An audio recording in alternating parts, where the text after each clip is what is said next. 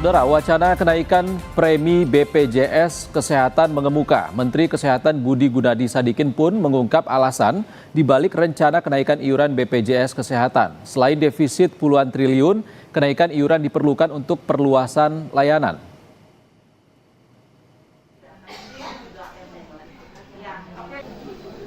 Wacana kenaikan iuran BPJS Kesehatan kembali mengemuka. Menteri Kesehatan Budi Gunadi Sadikin menyebut alasan penyesuaian premi tersebut lantaran kondisi BPJS Kesehatan mengalami defisit 20 hingga 30 triliun rupiah. Menurutnya, kenaikan iuran hanya akan dirasakan masyarakat menengah ke atas dan tidak akan membebani masyarakat miskin karena telah ditanggung pemerintah. Bahwa kenaikan premi BPJS tidak ada pengaruhnya sama sekali kepada masyarakat miskin. Karena masyarakat miskin dibayari oleh pemerintah. Kenaikan premi ini hanya berpengaruh terhadap masyarakat yang menengah ke atas, yang memang bayarnya kan 42.000 sebulan. Menengah ke atas kayak wartawan 42.000 sebulan harusnya bisa deh. Yang tinggal laki-laki beli rokok kan lebih dari itu. Data dari Kemenkes menunjukkan beban BPJS Kesehatan terus meningkat setiap tahun. Pada tahun 2023, pendapatan dari iuran sebesar 151,7 triliun rupiah, padahal beban yang harus ditanggung 158,9 triliun rupiah. Tahun 2024, pendapatan 165,3 triliun, sedangkan beban 175,1 triliun. Terakhir pada 2025, pendapatan iuran 176,3 triliun, sementara beban 190,3 triliun. Saat ini, kewajiban iuran BPJS Kesehatan Mandiri bagi kelas 1 sebesar Rp150.000, kelas 2 Rp100.000, dan kelas 3 Rp42.000. Menteri Kesehatan juga menyebut, iuran BPJS Kesehatan sebaiknya memang harus naik setiap 5 tahun sekali. Kenaikan diperlukan karena adanya inflasi dan perluasan layanan. Tim Liputan Kompas TV. Rencana kenaikan iuran BPJS Kesehatan menuai beragam tanggapan dari masyarakat. Mereka berharap jika iuran naik, kualitas pelayanan kesehatan di rumah sakit juga harus ditingkatkan. Buat saya sih kalau misalnya BPJS dinaikin harganya, itu kan tidak menjamin masyarakat itu akan mendapat pelayanan yang lebih baik. Jadi ya saya kurang setuju sih kalau buat. Setuju ya, alasannya itu ya Pak ya. Karena kalau selama ini mendengar keluhan dari teman-teman nakes itu memang banyak tunggakan terkait dengan BPJS, sehingga mungkin memang perlu optimalisasi pembayaran BPJS memang perlu. Tapi kalau memang tarifnya dinaikkan, maka perlu juga peningkatan kualitas layanan, sehingga ada keseimbangan di situ. Ketika tarifnya naik, maka kualitas layanannya juga diperbaiki. Saya yang juga sebagai anggota atau peserta BPJS merasa keberatan.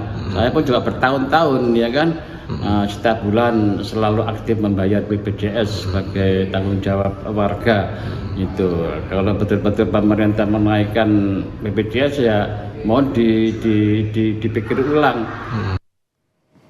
Rencana kenaikan iuran BPJS Kesehatan, solusi tambal defisit atau justru akan membebani masyarakat? Kita bahas bersama Timbul Siregar, Koordinator Advokasi BPJS Watch. Selamat siang Pak Timbul. Selamat siang Mas, selamat siang. Pak Timbul, data BPJS Kesehatan PBI atau yang subsidi itu juga masih karut-marut. Sekarang iuran untuk peserta BPJS Kesehatan Mandiri malah akan dinaikkan. Kebijakan tepatkah ini? Ya, jadi memang kenaikan iuran itu menjadi sebuah keniscayaan di Undang-Undang SJSN disebut iuran itu ditinjau berkala.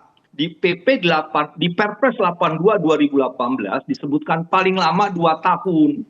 Jadi kalau Menkes mengatakan 5 tahun itu juga sebenarnya sudah melanggar ketentuan Perpres 82 2018. Nah, tentunya memang kalau kita lihat cash flow-nya program JKN itu memang mengalami penurunan aset bersih yang memang mengancam terjadinya defisit secara keseluruhan. Karena sejak 2023, 2024, dan 2025 kemarin rasio klaimnya itu di atas 100%. Di 2023 dan 2024 itu sekitar 106%, maka defisit ya. Nah, tapi bisa ditutup oleh aset bersih yang memang masih dipegang oleh JKN, BPJS Kesehatan. 2025 meningkat lagi rasio klaimnya.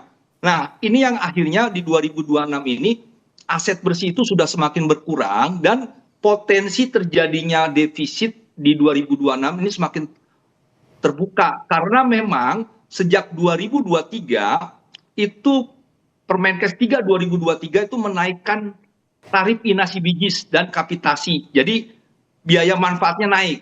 Nah, kemudian juga pasien-pasien katastrofik itu meningkat dan juga kualitas kuantitasnya sehingga pembiayaannya semakin membengkak, semakin membesar. Nah, tetapi tidak diikuti oleh kenaikan iuran. Nah, itu kan rasio klaim kan biaya manfaat dibagi iuran, penerimaan iuran. Nah, ini yang memang menurut saya harus segera dinaikkan iuran itu supaya bisa mengimbangi ataupun melebihi biaya manfaat. Kalau dia lebih besar iuran ini, maka rasio klaim bisa di bawah 100%. Kalau rasio klaim di bawah 100% itu baik, yang bisa nanti membentuk aset bersih. Nah, jadi kembali persoalannya kan adalah yang dinaikkan siapa? Yang menurut saya dari 3 jenis kepesertaan di BPJS Kesehatan di program JKN ini kan ada penerima upah, PNS, TNI, Polri, pekerja swasta yang bayar 5%. Itu setiap tahun naik karena ada kenaikan upah minimum lah untuk pekerja swasta minimal. Persentasenya tetap, upahnya naik, kan artinya iuran akan naik. Nah, yang kedua, peserta mandiri. Kalau peserta mandiri sekarang kan sudah sangat sulit karena disandra oleh tunggakan iuran yang dijanjikan oleh Pak Menko PM sejak Oktober 2025 untuk dihapuskan. Menurut saya itu yang pertama dilakukan dulu dan direalisasikan sehingga peserta kelas 3 mandiri ini nanti tidak tersandra, dia bisa membayar iuran secara rutin tiap bulannya, menjadi pendapatan real. Kalau selama ini kan iuran 6 bulanannya itu disandra oleh tunggakan iuran, harus bayar dulu semuanya, nggak mampu bayar tunggakan. Nah, iuran bulanannya tidak terbayar, akhirnya nonaktif. Nah, ini yang menurut saya tunggakan ini harus dihapus dulu. Nah, setelah itu lihat dulu kondisi ekonomi kita, apa betul dia bisa dinaikkan dengan kondisi saat ini. Menurut saya setelah penghapusan tunggakan itu dilihat dulu kondisi ekonomi dan jangan dinaikkan dulu untuk peserta mandiri yang kelas 1, kelas 2, kelas 3. Lihat kondisi setahun 2 tahun ini. Nah, yang menurut saya urgent untuk dinaikkan adalah peserta PBI JKN dan PBPU Pemda, yaitu peserta yang iurannya dibayar oleh pemerintah pusat APBN dan APBD, PBPU Pemda tadi. Nah, kalau ini kan tidak membebani masyarakat. Jadi saat ini menurut saya yang harus dipastikan naik ya iuran yang dibayar oleh pemerintah. Sekarang ini kan 42.000 ya. Nah, per orang per bulan. Nah, sebenarnya sejak 2025 wacana menaikkan iuran itu sudah ada. Karena memang sudah 5 tahun ini tidak naik. Terakhir naik itu di Perpres 64 tahun 2020, yaitu kenaikan peserta mandiri yang 80.000 per orang per bulan kelas 1 jadi 150. Kelas 2 51.000 menjadi 100.000. Kelas 3 23.000 menjadi 35 karena disubsidi 7.000 dari 42.000. Nah, tentunya kondisi waktu itu COVID, sehingga peserta mandiri ini kan nggak mampu bekerja, nggak punya uang, ya nggak bisa membayar iuran. Akhirnya tadi terjadi penumpukan tunggakan iuran. Nah, ini yang sebab menurut saya sih harus dihapuskan dulu seperti tadi ya. Nah, jadi yang penting adalah bagaimana kenaikan iuran PBI JKN ini kan sudah dialokasikan 20 triliun di APBN 2026.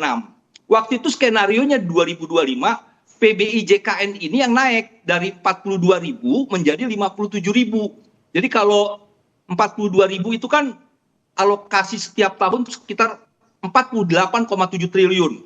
42.000 kali 96,8 juta orang kali 12 bulan itu 48,7 triliun.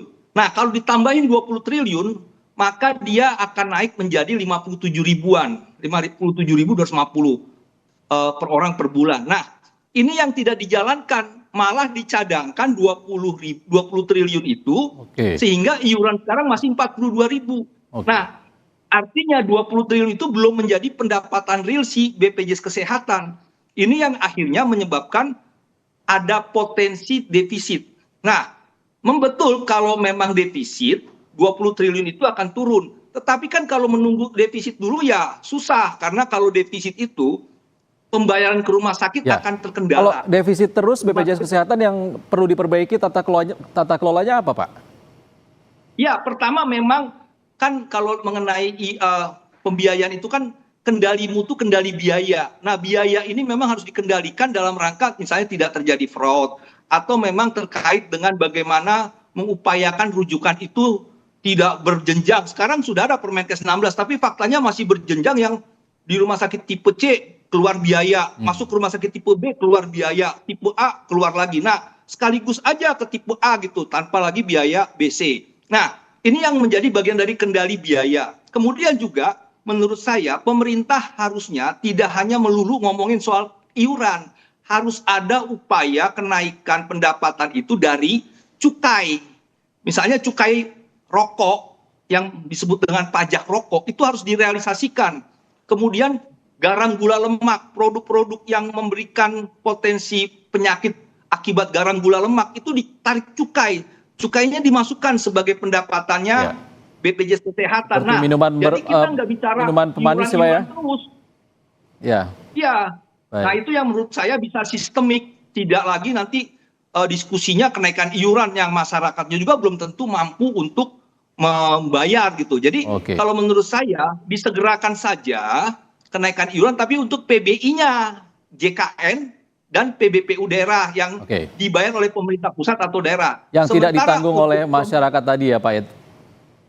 Kalau Baik. yang masyarakat mandiri jangan dulu. Oke, kami sudah tangkap poinnya, begitu. Pak Timbul Siregar. Terima kasih atas pandangannya. Pak Timbul Siregar, Koordinator Advokasi BPJS Watch, sudah berbagi pandangan bersama kami di Sapa Indonesia Siang. Terima kasih, Pak. Saudara, usai jeda di Sapa Indonesia Siang, penyandang tunanetra